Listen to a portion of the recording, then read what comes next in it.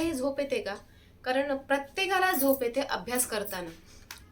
हे जग जाहीर आहे, कोणाला सांगायची गरज नाही आहे, बोलायची गरज नाही आहे. जेव्हा आपण शाळेत जायचो तेव्हा प्रत्येकाला आठवत असेल की सुरुवातीचे 2-3 लेक्चर असे चांगले जायचे, पण त्यानंतर रिसेस नंतर जेव्हा म्हणजे टिफिन खाल्ल्यानंतर आपल्याला अक्षरशः झोप यायची प्रत्येक लेक्चरला. आणि असं कोणीही नसेल की त्याला झोप येत नाही. मोजके 5-6% मुलं अशी असायची की त्यांना झोप येत नव्हती. नाहीतर मला वाटतं की 95% मुलांना शाळेत झोप यायची आणि तो सिलसिला चालूच राहतो, तो काही बंद राहत नाही. पण आता आपण मोठे झालोय तर आपल्याला असं वाटत असतं की आपल्या मुलांना ती सिच्युएशन फेस करावी लागू नये म्हणून काय आपण शाळेत काय वेगळ्या ट्रिक्स वापरू शकतो का? तर नाही, तर मुलांना एकच गोष्ट असते की त्याबद्दल गोडी निर्माण करावी हे असतं. पण ती गोडी अशी तशी निर्माण होत नाही. त्यासाठी मुलांच्या स्वतःच्या मनामध्ये रस असावा लागतो.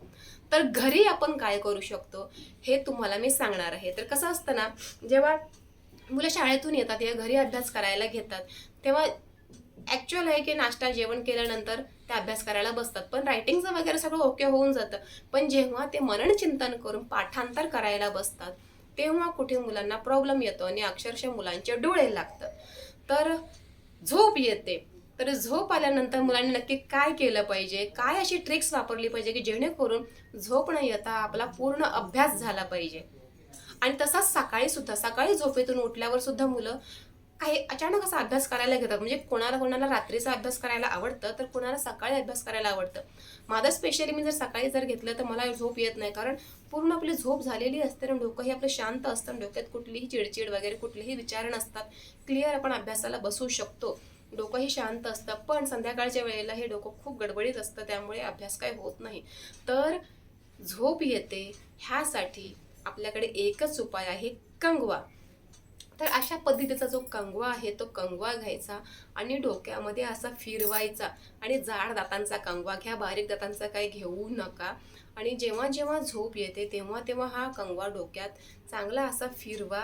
2-3 मिनटं चांगला फिरवा, जेणेकरून तुमच्या डोक्यात ब्लड सर्क्युलेशन चालू राहील आणि तुम्हाला पुन्हा पुन्हा पुन्हा झोप न येण्यास मदत मिळेल. कारण झोप येते तेव्हा याचा अर्थ असं होतं की आपलं डोकं रिलॅक्स होते, आपलं बॉडी पूर्ण रिलॅक्स होते.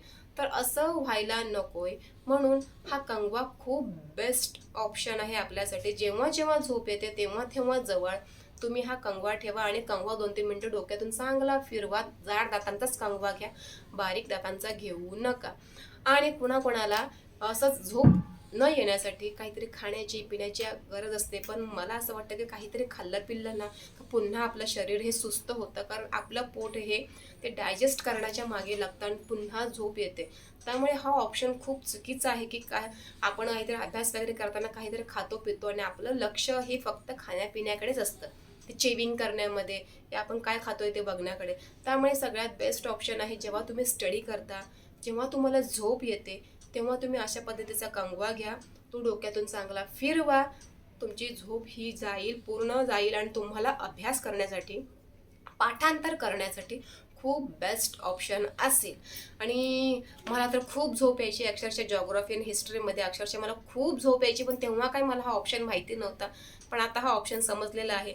आणि अजून एक ऑप्शन आहे की तुम्ही जर अभ्यास करत असाल तर तुम्ही फेरी मारून मारून सुद्धा अभ्यास करू शकता. एका जागेवर बसलात की पुन्हा बॉडी तुमची रिलॅक्स होते, शांत होते आणि अभ्यास करण्याचा जो जो काही मोमेंट आहे तो फक्त रायटिंगसाठीच राहतो, पाठांतर करण्यासाठी राहत नाही. त्यामुळे तुम्ही फेरी वगैरे मारून असं काहीतरी तुम्ही हातामध्ये वगैरे हलवत राहा काहीतरी गोष्ट, म्हणजे जेणेकरून तुमचं लक्ष अभ्यासाकडेच असावं. पण शांत राहू नका. शांत राहिलात तर झोप लागली. पण हा सगळ्यात बेस्ट ऑप्शन आहे. कंगवा घ्या आणि चांगला डोक्यातून फिरवा. जाडच घ्या बरं. तर कशी वाटली ही माझी ट्रिक्स नक्की सांगा. आणि जर व्हिडिओ आवडला असेल तर नक्की लाईक करा आणि सबस्क्राईब करा. So bye.